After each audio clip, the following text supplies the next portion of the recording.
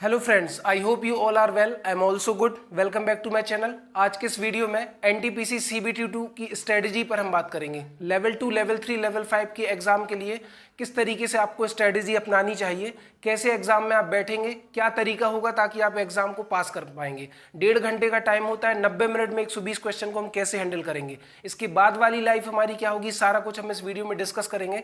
तो चलिए वीडियो शुरू करते हैं। एनटीपीसी CBT2 का जो एग्जाम है वो आप जानते हैं लेवल 2, लेवल 3 और लेवल 5 तीन पोस्टों के लिए एग्जाम होना है। और सभी हम जानते हैं कि उसमें मैथ्स जो आएगी आपकी 35 नंबर की आएगी, रीजनिंग भी आपकी 35 नंबर की आएगी और जीके प्लस जीए 50 नंबर का आएगा। दैट मीन्स टोटल 120 क्वेश्चन आपके बनने हैं और टाइम है आपके पास 90 मिनट यानी कि 1.5 आवर। 1.5 घंटे में आपको 120 क्वेश्चन डील करने हैं। तो इसको करने की क्या स्ट्रेटेजी रहनी चाहिए, और मेरे पॉइंट ऑफ व्यू से, because I have been teacher for the last 7 years, so मेरी स्ट्रेटेजी क्या रहेगी, मेरा भी एग्जाम है तो किस हिसाब से मैं इस एग्जाम में बैठूंगा, किस तरीके से एग्जाम दूंगा, सारा कुछ हम डिस्कस करेंगे। तो ध्यान दीजिएगा, अगर मैथ्स के 35 क्वेश्चन आते हैं तो इट मीन्स आप 30 क्वेश्चन ही सॉल्व कर पाते हैं एग्जाम में। बाद में भले आप 30 कर लें, 35 ही कर लें। रीजनिंग में भी आप एटलीस्ट 30 क्वेश्चन कर पाएंगे और जीके जीए को अगर आप 35 का टारगेट बनाकर चलें तो टोटल आपका हो गया 95। मतलब 95 नंबर का पेपर आप 90 मिनट में कर सकते हैं। इतना पेपर आपका अगर हो जाता है तब इसके बाद आप 5 से 10 क्वेश्चन की अगर आप रिस्क लेते भी हैं तब भी आप सेफ जोन में हैं। और ये होती है कैलकुलेटिव रिस्क। इट मींस जो क्वेश्चन आपको 2 ऑप्शंस में से लग रहा है, 50% में से आपको एक ऑप्शन लगाना है, तो मोस्ट प्रोबेबली आपके सही क्वेश्चन भी हो सकते हैं। तो इतने क्वेश्चन को आपको अटेम्प्ट करने का मतलब सही करने का, क्वेश्चन तो आपको 120 ही देखने हैं। अगर आप फर्स्ट क्वेश्चन से स्टार्ट करते हैं, कुछ लोग फर्स्ट क्वेश्चन में ही पैनिक हो जाते हैं। उनका क्या होता है कि पहला क्वेश्चन उन्होंने देखा, मान लो सेटिंग अरेंजमेंट का आ गया, तो वो पैनिक होगा, उसके आगे फिर वो थोड़े से घबरा जाते हैं। तो अगर आप क्वेश्चन में फंस रहे हैं या फिर आपको लगता है कि मैं इसको उतने सेकंड में 30-40 सेकंड में नहीं कर पाऊंगा, तो आप क्वेश्चन को स्किप कर दीजिए। और हर हाल में आपको 120 क्वेश्चन रीड करने हैं। यहाँ से लेके यहाँ तक अगर आप पहुँच गए ना, तो लगभग 80% पेपर पढ़ने वाले स्टूडेंट है। खैर सेकंड स्टेज में तो पढ़ने वाले स्टूडेंट ही बैठ रहे हैं, तो 80% पेपर आपका हो जाता है क्वेश्चन देखने के साथ ही, समझ रहे हैं। तो 120 का 86% भी अगर आप निकाल तो 95 क्वेश्चन आपके हो गए। मतलब टोटल मैं वो बता रहा हूँ कि जिनको करने में हो सकता है दूसरा अटेम्प्ट लगे, आपका तीसरा अटेम्प्ट लगे। तो ये तो हो गई एग्जाम की बात। इस स्ट्रेटेजी के साथ आपको इतना एक माइंड में फिगर टारगेट सेट करके चलना है, क्योंकि 90 मिनट में कोई 120 क्वेश्चन पूरे नहीं कर सकता।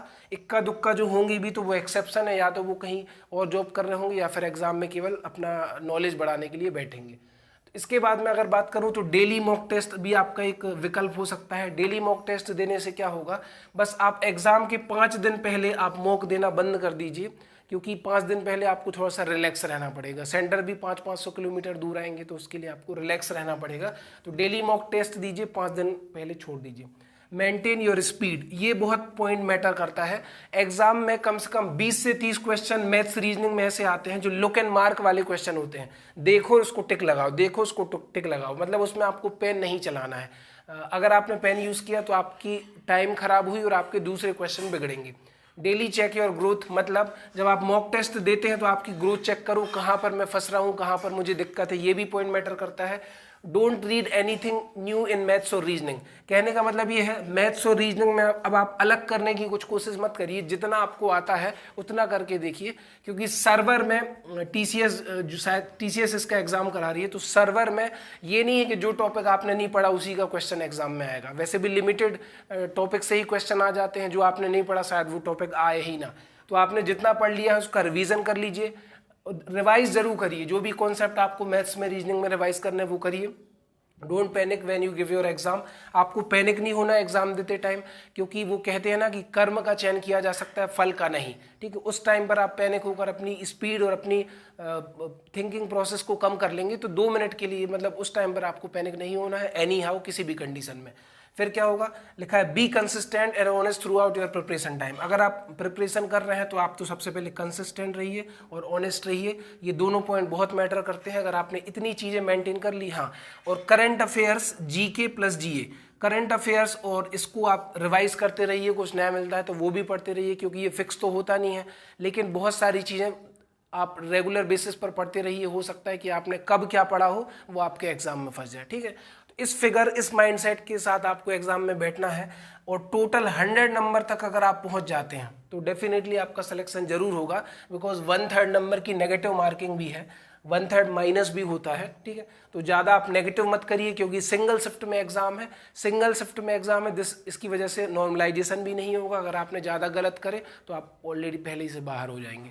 डिफिकल्टी लेवल भी सेम है जब सिंगल शिफ्ट में एग्जाम है, तो इन सारी बातों का आपको ध्यान रखना है। इसके बाद देखो 2 ही पॉसिबिलिटी बनती है, कुछ स्टूडेंट अगर इसके बाद फेल हो गए, कुछ का नहीं हुआ, तो ऑब्वियस सी बात है कुछ का होना है कुछ का नहीं होना है, तो आपको पैनिक नहीं होना है। लाइफ में स्ट्रगल अप्स एंड डाउन्स चलते रहते हैं, तो आपको फिर अगली बार के लिए प्रयास बेहतर करने हैं, कुछ डिफरेंट सोचना है, राइट। क्योंकि अगर आपको सर्वाइव करना है तो फिर दूसरे तरीके भी ढूंढने पड़ेंगे। There is no option if you rejected in this exam, so there is no option, you have to try in other field or other options in any other exam, right? So the main thing is that आपको इसके बाद भी practice करते रहना है, मेहनत करते रहना है, कहीं ना कहीं आपका सेटलमेंट हो जाएगा। ठीक है, आप अच्छा कर लेंगे, बस आप डरिए मत, पैनिक मत होइए, एग्जाम को बेहतरीन तरीके से अटेम्प्ट करिए और करंट अफेयर्स और जीए को पढ़ते रहिए। जैसे मैं कुछ टॉपिक के नाम बताऊं, जैसे पॉलिटी, तो पॉलिटी में अगर हम बात करें तो आर्टिकल से क्वेश्चन आए थे, आर्टिकल आपको अच्छे से पढ़ के जाना है। ठीक है, आर्टिकल फेवरेट टॉपिक था पॉलिटी में। इसके बाद जो कहते हैं कि हमारे शास्त्रीय नृत्य जो होते हैं, क्लासिकल डांस वगैरह से क्वेश्चन आता है, या फिर पूछा गया था वो तबला वादक कौन है या बांसुरी वादक कौन है, जैसे हरि प्रसाद चौरसिया, संतूर के हैं शिव कुमार शर्मा, ऐसे करके, तो वो सारी चीज़ें आपको पढ़ लेनी है, राइट। इसके बाद अगर हम बात करें तो करीब 1.5 साल का करंट अफेयर्स आप रिवाइज करिए। 1.5 साल का करंट अफेयर्स भी आपके एग्जाम के लिए इंपॉर्टेंट है, करीब 1.5 साल तक का पढ़िए, 1 साल पुराना। अब आगे का जो चल रहा है शायद वो मत पढ़िए, वो नहीं आएगा, 2022 का वो नहीं पूछेगा, जनवरी फरवरी का पूछ ले तो बहुत ही बड़ी बात है, बाकी वो पिछले साल का 21 का ही पूछेगा, थोड़ा 20 तक चला जाता है एनटीपीसी में। और साइंस की बात करें तो साइंस 4 से 5 नंबर की ही आती है। एनटीपीसी में साइंस का बहुत बड़ा पोर्शन नहीं होता, न्यूमेरिकल वैल्यू पर बेस्ड क्वेश्चन नहीं आते हैं, बिल्कुल ऐसी साइंस आएगी जिसको आप रीड कर ही सॉल्व कर सकते हैं। और मेरे सेट में भी लेवल 6 में 4 से 5 ही क्वेश्चन आए थे।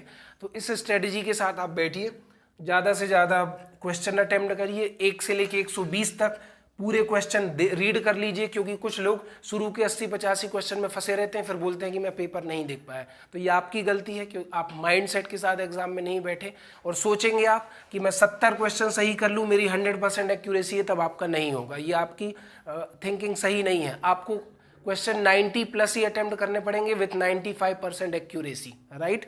क्योंकि अगर आप इतने क्वेश्चन अटेम्प्ट करेंगे तो उतनी वैकेंसी भी नहीं है और बाद में आपको फिर दिक्कत होने वाली है। तो इसीलिए आप माइंडसेट को थोड़ा इम्प्रूव करिए, ज़्यादा से ज़्यादा क्वेश्चन अटेम्प्ट करिए।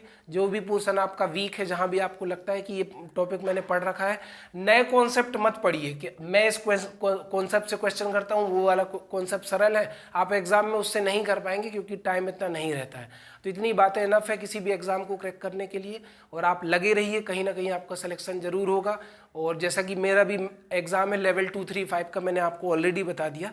लेकिन हाँ, मैं I have a lots of students who are working in various government departments and private sector also, क्योंकि मेरा टीचिंग फील्ड में रिकॉर्ड अच्छा रहा है, बट स्टूडेंट लाइफ मेरी उतनी अच्छी नहीं रही, बट मेरा टीचिंग फील्ड अच्छा रहा। और देखो, सफल वही होते हैं जिनका एक गुरु होता है, ये पक्की बात है। जिनका एक गुरु होगा, ठीक है, वो सफल जल्दी होते हैं। कुछ लोग क्या होते हैं कि डाइवर्टेड रहते हैं, इनसे भी पढ़ेंगे उनसे भी पढ़ेंगे, जमाने भर से पढ़ेंगे और फिर बाद में उसका निष्कर्ष कुछ नहीं निकलता। तो डेफिनेटली आप अपना एक किसी भी गोल को देखो, किसी भी फील्ड में आप काम करते हो, आप बिजनेस करते हो, आप जॉब करते हो, आप कुछ भी करते हो, आपका एक गुरु जरूर होता है।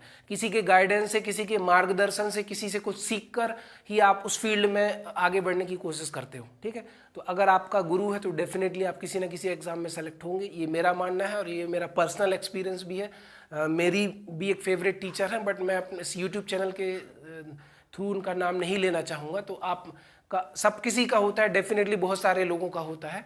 तो आप मतलब उनकी वैल्यू करिए और सही तरीके से पढ़ाई करिए, उनकी बातों को फॉलो करिए, उनकी बातों को मानिए, definitely you will get success. तो आज की वीडियो में इतना ही। थैंक यू सो मच, मिलते हैं नेक्स्ट वीडियो में। नमस्कार, धन्यवाद।